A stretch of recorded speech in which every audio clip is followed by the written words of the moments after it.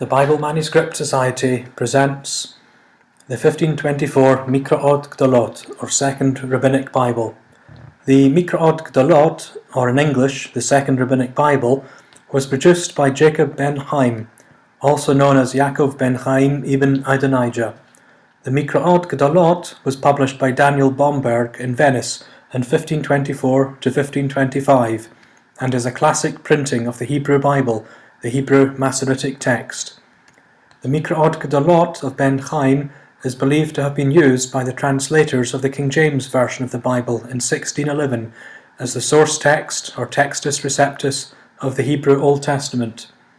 The Mikraot Gedolot, or Second Rabbinic Bible, was produced and edited by Jacob ben Haim.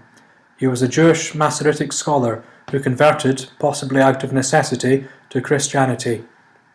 He compiled all the elements of the Mikraot Gedolot, including the following individual elements. 1. The Hebrew and Aramaic text of the Tanakh, or Old Testament, according to the Massorah, including the Hebrew letters, the vocalization, and the teamim, or cantillation marks. 2. The Hebrew Masoretic notes on the biblical text. 3. The Aramaic Targums. And 4. In addition to Targum Onkelos and Rashi's commentary, the standard Jewish commentaries on the Hebrew Bible, there are other biblical commentaries, the most common and prominent being medieval commentaries in the Peshat tradition.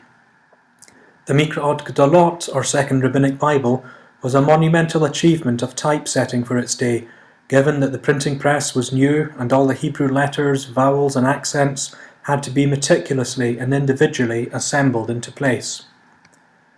Ben Haim used the best Hebrew manuscripts that were available to him.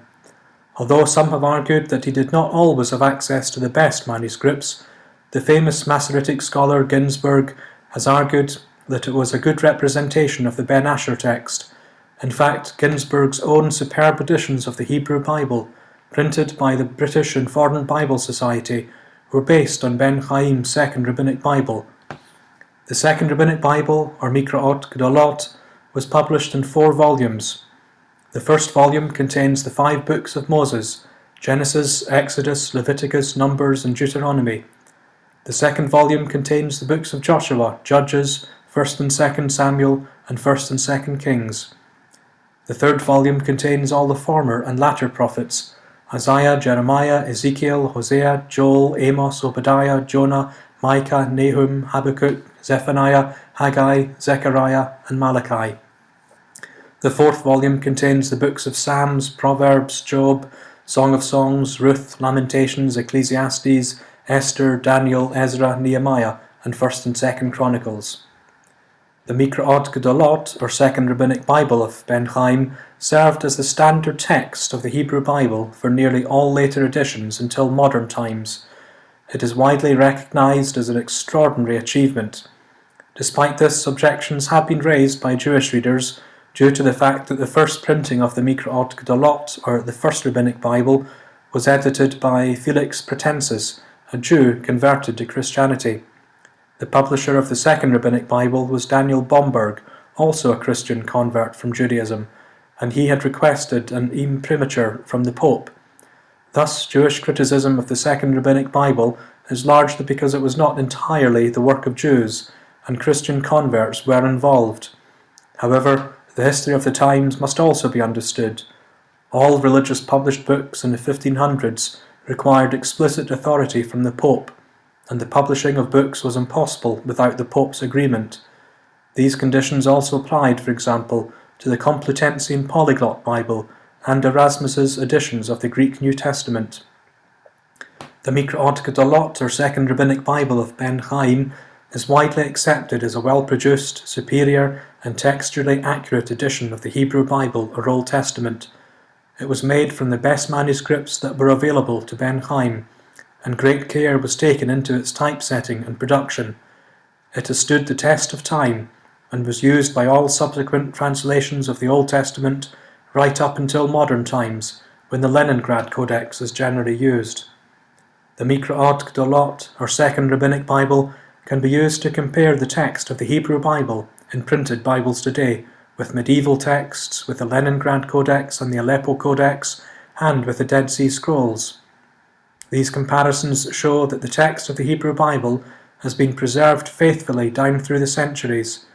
Any differences are very minor, generally affecting the teamim or cantillation marks rather than the Hebrew letters themselves. Further, very detailed and accurate information on the manuscript traditions of the Hebrew Bible is contained in the classic reference work of Christian David Ginsburg, Introduction to the Masoretic Critical Edition of the Hebrew Bible, in 2 volumes. Following this introduction, let's take a closer look at the Second Rabbinic Bible to gain further insights into this historically important witness of the Hebrew Bible, or Tanakh. Okay, so here is the Second Rabbinic Bible. Let's just look at a few things that are interesting about it. First of all, if we start just looking at the whole page, just flip down a few pages and we can see what the overall pages look like. So here on the first introductory page, in general everything is very elaborate. There's great detail and time and care has been taken to typeset this. Remember, this was typeset shortly after the printing press was introduced, and at that time people were thinking in terms of years to typeset a book, not like modern books where you take days to typeset a book, all electronically done on computer. Every single page had to be individually, painstakingly done. So we can see right away that a great deal of time and care and attention has been given. Every page almost is a work of art that would have taken lots of time to do.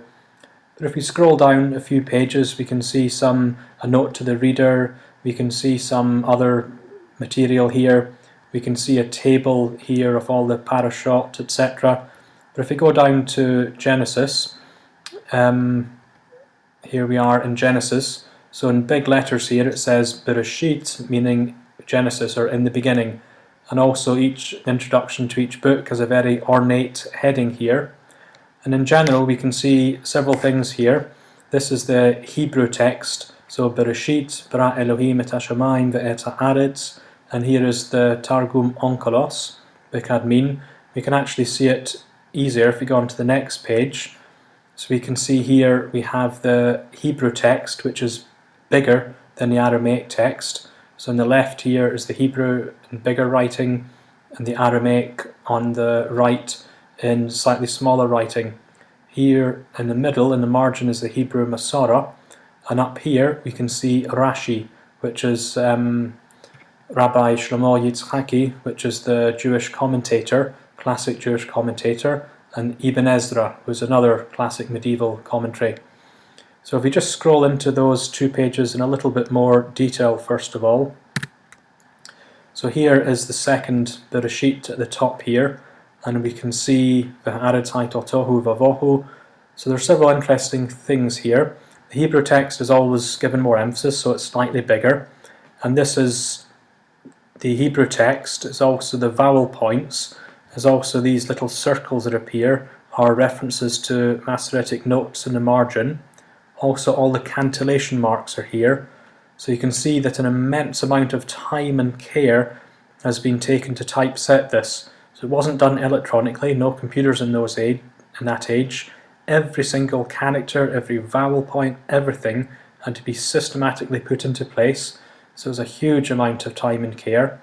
This is Targum Onkelos, the Aramaic Targum translation on the right. And here we have the Masoretic notes, more Masoretic notes here. But we can see in Rashi, this commentary is not in standard Hebrew characters, it's in Rashi script, and the same with the Ibn Ezra commentary. And if we just go up to the start of Genesis, Bereshit here, and again if we just scroll, we can start to see just how much time and care has been taken here. The Masoretic notes here, the footnotes, the marginal notes here. A huge amount of effort and time and care has been taken. But if we just scroll down a few pages, let's get the whole context of the page in, where you can see the whole context of a page. And if we just scroll down a few pages, the right and left of the page start to flip. So the Hebrew letters here on the left, on the next page the Hebrew is bigger on the right. But you can see just how perfect, how beautiful the page was. The Hebrew text, the Aramaic text, the Masoretic footnotes, the Jewish commentaries, A huge amount of time and care has been taken to produce this, and the Second Rabbinic Bible remained for hundreds of years, right up until comparatively modern times, probably just 100 years ago, before the Leningrad Codex started to become more useful as the basis for what people took as a standard Hebrew text. So this has really stood the test of time. If I just go to a page here, and go to page 120, which I happen to know is the end of Genesis, and I'll just scroll in so you can see the context of the whole page. And again we can see here, Vayechi is the last parasha, but if we scroll down we see the tail end of Ibn Ezra's commentary, the tail end of Rashi's commentary. But if we just go to the very end of the page here, it says the word chazak, but this little footnote here is a Masoretic footnote on the total number of different Sidurim, the different number of parashot. It's just a commentary, little footnotes on all these little minuscule details that the Masoretes counted. And in traditional Masoretic Hebrew Bibles, you'll find all these comments reproduced. This is how the Masoretes managed to make sure that the text wasn't corrupted in any way. It's also interesting, you can see here that the margins line up. So the margin here lines up perfectly, and the margin here lines up perfectly. So obviously in those days there was no computerized justification, so they managed to do that by sometimes making the letters a little bit longer, like here, or sometimes some letters in Masoretic Bibles are slightly larger for various reasons. But the time and care to individually typeset all this must have been just absolutely incredible. If we go on to the next page, this is Shemot now, or Exodus, the Ele Shemot. And again we see here, this is the start of Exodus, so again it's a nice ornate title. And we then start to have again the Hebrew text here, and the Targum here. And if we just scroll down again, we can see the familiar Rashi and Ibn Ezra commentaries. But the layout on these pages is very similar, where we can see the whole page, and as we scroll down there's either more writing or less writing, and more commentary or less commentary, depending on how big the commentaries are. So here there's only a small amount of Hebrew text in Aramaic, whereas on the next page is a lot of Hebrew and a smaller amount of Aramaic, because the commentary is less here. So this is a traditional Jewish feature, that the Hebrew and Aramaic text is in the middle with commentaries around it. And that format is something which would later be adopted by printed editions of the Talmud, for example. So this is Yaakov ben Haim, Second Rabbinic Bible. It comes in 4 volumes, but in its day it was just a masterpiece of typesetting. It would have taken years to typeset this, and it stood the test of time for hundreds of years. Even to this day we can compare Hebrew Bibles to it, and it's incredibly accurate, incredibly well preserved. A huge amount of time and effort has been taken to typeset this. So take a good look at it. It really is a beautiful work of art, in addition to a reliable Hebrew Bible.